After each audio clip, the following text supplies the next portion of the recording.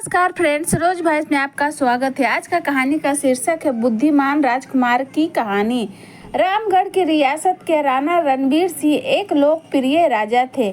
उनके राज्य में हर तरफ खुशी थी, लेकिन उन्हें नहीं पता था कि उनका अपना ही मंत्री उन पर घात लगाए बैठा है। राजा रणबीर सिंह का मंत्री राजा का मान सम्मान देखकर बहुत जलता था। वह स्वयं राजा बनना चाहता था, इसलिए राजा के बेटे अमर को रास्ते से हटाने के लिए षड्यंत्र रचता रहता था। राजा ने बूढ़े व्यक्ति को चोरी के लिए दंड दिया। राजा बोलो तुम अपना अपराध कबूल करते हो? बूढ़ा आदमी, जी महाराज, पर मैं मजबूर था, चोरी नहीं करता तो क्या करता? राजा, वृद्ध व्यक्ति, तुम्हारी सजा यह है कि इस राज्य का कोई भी व्यक्ति तुम्हारी किसी भी तरह की मदद नहीं करेगा। अगले दिन चौराहे पर बूढ़ा व्यक्ति, बहुत गर्मी है, प्यास लगी है, अब तो चला भी नहीं जाता। वह पेड़ के नीचे खड़ा हो जाता है और चक्कर खाकर जमीन पर गिर जाता है। अमर, बाबा उठो बाबा। बूढ़ा व्यक्ति, पानी पानी। अमर पास के ही एक तालाब से पानी लेकर आया। अमर, लो बाबा, पानी पी लो। कहाँ जाना है आपको? बूढ़ा व्यक्ति, रहने दो, कोई देख न ले, जल्दी से यहाँ से चले जाओ, नहीं तो तुम भी दंडित कर दिए जाओगे। अमर, आप दंड की चिंता मत करो, मैं आपको घर पहुंचाकर आता हूँ। अमर उसे अपने कंधों पर बिठाकर घर ले गया। राज दरबार में राजकुमार अमर राजा रणबीर के सामने खड़े हैं। राजा, तुमने मेरी आज्ञा का उल्लंघन क्यों किया? अमर, क्योंकि यह मानवता के विरुद्ध है। मंत्री, क्षमा महाराज, हमारी न्याय संहिता के अनुसार राजा हमारी प्रजा के ईश्वर ईश्वर समान होता है और उसकी आज्ञा सर्वोपरि है। जो भी व्यक्ति राजा की आज्ञा का पालन नहीं करेगा या उसका उल्लंघन करेगा, वो दंड का पात्र है।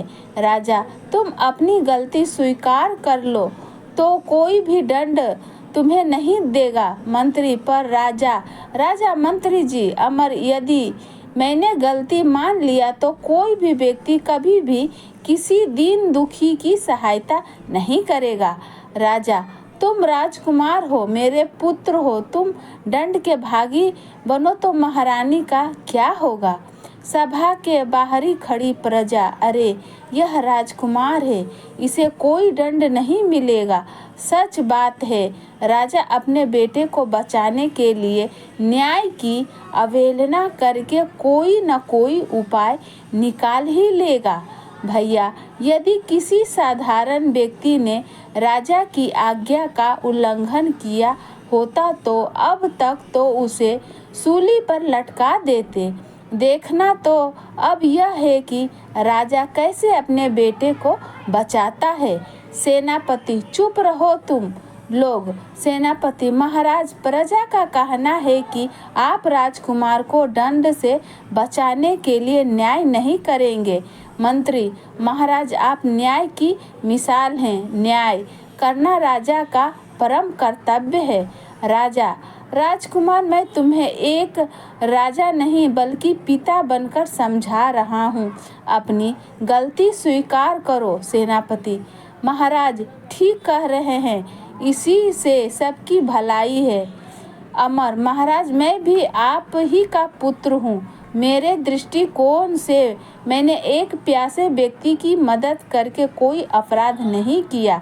आपकी नज़र में यदि ऐसा करना अपराध है तो मुझे दंड स्वीकार है। मंत्री, अब आएगा मजा। राजकुमार को रास्ते से हटाने का यह अच्छा अवसर है। राजा, मंत्री, इस अपराध का क्या दंड है? मंत्री, महाराज, राजकुमार को इस राज्य को छोड़कर 6 महीने के लिए जंगलों में वनवासी का जीवन जीना होगा। यही इनके अपराध का प्रायश्चित है। राजा, इसके अतिरिक्त कोई अन्य उपाय? सेनापति, महाराज, आप न्याय करने के लिए स्वतंत्र हैं। राजकुमार को इतना कठोर दंड देना उचित नहीं है। मंत्री मन में, अरे यह सेनापति का बच्चा मेरी यह योजना असफल न कर दे। मंत्री, महाराज, यदि आपने आज न्याय नहीं किया तो प्रजा में क्या संदेश जाएगा?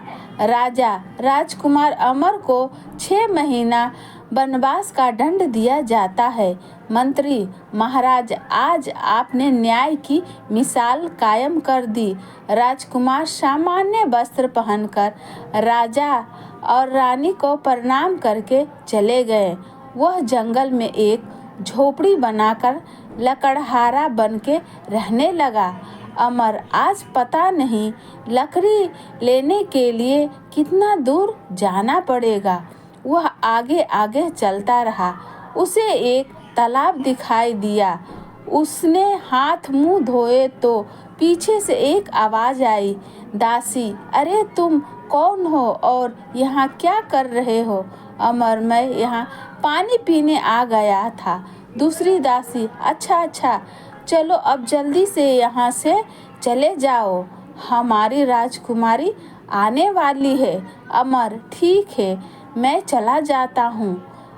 पहली दासी, सुनो, दाईं ओर से निकल जाओ। अमर दाईं ओर से निकलने के लिए मुड़ा कि उसे एक राजकुमारी और 2 अलग बगल दासियां दिखाई दी। दूसरी दासी, हे प्रभु, यह क्या अनर्थ हो गया? इस भिखारी की नज़र राजकुमारी पर पड़ गई। वह चिल्लाते हुई भागी। दासी, अनर्थ हो गया राजकुमारी, अनर्थ हो गया। आप तो बाईं ओर से आने वाली थी, फिर दाईं ओर क्यों आ गई? राजकुमारी, मैं तो केवल टहल रही थी, अब क्या होगा? दासी, अरे कुछ नहीं, पहले इस भिखारी को रास्ते से हटाओ।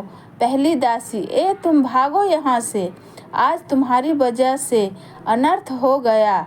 दासी, राजकुमारी, पता नहीं महल में क्या कोहराम मचा होगा। दासी, महाराज, अनर्थ हो गया। मंत्री, अरे क्या हो गया जो तुम इतनी जोर जोर से चिल्ला रही हो? देखते नहीं महाराज ज्योतिषी बाबा के साथ व्यस्त है। महाराज, क्या हुआ? तुम यहाँ क्या कर रही हो? तुम्हें तो इस समय राजकुमारी के साथ वन में होना चाहिए था। दासी, महाराज, मैं उन्हीं के साथ थी, वही की खबर लाई हूँ। महाराज, जब राजकुमारी तालाब के पास जा रही थी तो वहाँ एक भिखारी आ गया और उनकी नज़र राजकुमारी पर पड़ गई। राजा, यह क्या कह रही हो दासी? महाराज, यह एकदम सत्य है। राजा, बाबा, अब क्या करें? कोई उपाय हो तो बताइए। बाबा, महाराज, मैंने तो आपसे पहले ही कहा था, इन 15 दिनों में जिस पुरुष की दृष्टि राजकुमारी पर पड़ेगी उसे ही उनका जीवन साथी बनना चाहिए, नहीं तो उनका जीवन कठिनाइयों से भर जाएगा। दासी, महाराज, लेकिन वह तो एक भिखारी था जो भटकता हुआ वहाँ पहुँच गया। तभी राजकुमारी और दोनों दासियां भी वहाँ आ गई। दासी, महाराज, वह कोई भिखारी नहीं बल्कि एक बनवासी है, लकड़हारा था। महाराज, मैंने सब बंदोबस्त ठीक से कर दिया था। मैं नहीं जानती थी कि टहलते हुए राजकुमारी बाईं ओर की जगह दाईं ओर से आ जाएगी। राजकुमारी रोते हुए, पिताजी क्षमा कर दीजिए। राजा, ज्योतिषी बाबा, कुछ तो उपाय होगी, मेरी पुत्री के जीवन का प्रश्न है। ज्योतिषी बाबा, महाराज, मैंने आपको सब स्पष्ट बता दिया है, या तो राजकुमारी उस व्यक्ति से विवाह कर ले और यदि नहीं करना चाहती तो आजीवन कुंवारी रहे, परंतु अब यदि किसी और व्यक्ति से विवाह किया तो इनके प्राणों पर संकट आ सकता है। निर्णय आपको करना है। राजा, पुत्री, अब निर्णय आपको करना है। दासी, राजकुमारी जी आजीवन कुमारी रहना अधिक कष्टदायी है। ज्योतिषी बाबा, मेरे पास एक उपाय है। शादी के बाद उस लकड़हारे को घर जमाई बना लीजिए। राजा जी बाबा, यह ठीक रहेगा। राजा सैनिकों से उस लकड़हारे को लेकर आओ। सैनिक उस लकड़हारे को दरबार में लेकर आते हैं। राजा, हम अपनी पुत्री का विवाह तुमसे करना चाहते हैं, क्या तुम तैयार हो? अमर, यदि मैं तैयार नहीं हुआ तो क्या आप मुझे यहाँ से जाने देंगे? राजा, नहीं, यदि तुम नहीं मानोगे तो तुम्हें जबरदस्ती राजकुमारी से विवाह करना पड़ेगा। अमर, महाराज, मुझे भविष्यवाणी वाली बात पता चल गई है। मैं विवाह से इनकार नहीं कर सकता, किंतु मेरी एक शर्त है। राजा, बोलो, कैसी शर्त? अमर, विवाह के बाद तो मैं वन में ही रहूँगा, महल में नहीं। राजा, नहीं, यह नहीं हो सकता। तुम सोचो, मेरी पुत्री वहाँ कैसे रहेगी? अमर, वह मैं नहीं जानता। मुझे आपके राजमहल में अधिक अपना आत्मसम्मान प्यारा है। राजा, ठीक है। राजकुमारी, पिताजी, यह आपने क्या कर दिया? राजा, पुत्री, मैंने बहुत सोच समझकर यह फैसला किया है। यदि तुम्हारा विवाह नहीं हुआ तो मेरी मृत्यु के बाद तुम यह सब कैसे संभालोगी? महारानी, मैं अपनी इकलौती पुत्री को किसी लकड़हारे को नहीं दूंगी। राजा, महारानी, तुम इसे कुछ सिखाओ ताकि यह विवाह के बाद उस लकड़हारे को इस राजमहल वापस ले आए। बड़ी धूमधाम से अमर और राजकुमारी का विवाह हो गया। राजा, यह लड़का न तो दिखने में लकड़हारा लगता है और न ही बातों से। महारानी, हाँ, आप ठीक कह रहे हैं। काश यह कोई राजकुमार होता। अमर, महाराज, आज विवाह संपन्न हुए पूरे 2 दिन हो चुके हैं। अब हमें यहाँ से चलना चाहिए। महारानी, पुत्र, कुछ दिन और यहाँ रुक जाओ। अमर, कृपया हमें जाने दे। अमर और राजकुमारी वन में चले गए। राजा, सैनिकों से तुम इन दोनों पर छिपकर नजर रखो। देखो इन्हें किसी भी चीज से परेशानी न हो और दोनों सुरक्षित रहे। मंत्री, सैनिकों से अमर का दंड 2 दिन में पूरा हो जाएगा। अमर किसी भी हालत में यहाँ जीवित वापस नहीं आना चाहिए। जंगल में आग लगा दो या उसे तलवार से काट दो। समझ गए ना सैनिक? मंत्री जी, आप बेफिक्र रहे, काम हो जाएगा। जंगल में राजकुमारी, हे ईश्वर, इस जन्म में मुझे किस अपराध का दंड मिल रहा है? मैं इतनी छोटी सी घास फूस के झोपड़ी में कैसे रहूंगी? राजकुमारी पूरी रात सो पाती। सुबह उसे दासी की बात याद आ गई। दासी, राजकुमारी जी, आप जंगल में बिल्कुल मत रहना। मैं तो कहती हूँ आप अपने पति को इतना तंग करना कि आखिर वह सारी बातें छोड़कर महल में रहने के लिए आ जाए।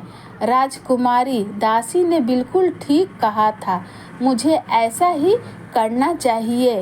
राजकुमारी ने मटके का सारा पानी धरती पर गिरा दिया, कंबल फाड़ दी और अनाज बिखेर दिया। अमर कुछ फल लेकर बाहर से आया। अमर, अरे यह क्या हो गया? अनाज तो खराब हो गया, मटका भी टूट गया। राजकुमारी, यह कपड़ा भी गया। अमर, यह तुमने क्या किया? राजकुमारी, हाँ, क्योंकि मुझे यहाँ नहीं रहना। तुम ही बताओ, मैं यहाँ कैसे रहूँ? बोलो।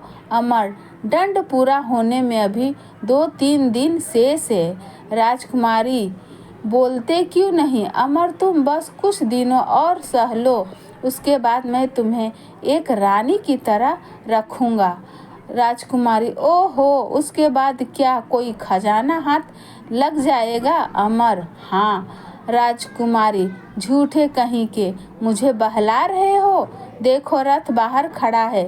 पिताजी ने हम दोनों को बुलाया है, कुछ दिन वहीं रहेंगे। अब चलो, रात के अंधेरे में जंगल में 2 आदमी अमर की झोपड़ी में आग लगा देते हैं। सैनिक, अब नहीं बचेगा। दूसरा सैनिक, भैया, राजकुमार के चिल्लाने की आवाज़ तो आई नहीं। अमर की झोपड़ी यही है ना? सैनिक, हाँ हाँ यही है। चिल्लाएगा कैसे? राजा का बेटा तो राख हो गया।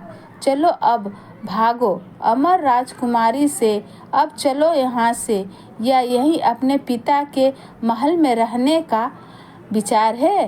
राजकुमारी, थोड़े दिन और रुक जाते हैं ना? अमर, नहीं, हमें आज ही यहाँ से किसी भी हालत में जाना होगा। राजकुमारी, मैं उस जंगल में नहीं रहूँगी। अमर, चलो तो। राजकुमारी, यह सारथी कहाँ चला गया? अब रथ कौन चलाएगा? अमर, मैं चलाऊँगा रथ। रथ नगर के रास्ते से होता हुआ अनजान रास्ते पे आगे बढ़ गया। राजकुमारी, अरे यह जंगल का तो मार्ग नहीं है। अमर, अब हमें जंगल में जाने की कोई आवश्यकता नहीं है। राजकुमारी, तो हमें कहाँ जा रहे हो? कहीं तुम मुझे जानबूझकर कष्ट देने के लिए मेरे माता पिता से दूर तो नहीं ले जा रहे हो? हाँ। अमर, नहीं, मैं तुम्हें अपने माता पिता के पास लेकर जा रहा हूँ। राजकुमारी, हे कौन है? वह कहाँ रहते हैं? क्या करते हैं? अमर, अरे इतने सारे प्रश्न एक साथ। तभी रथ राजमहल की ओर बढ़ता है। सैनिक बिगुल बजाते हुए राजकुमार अमर पधार रहे हैं।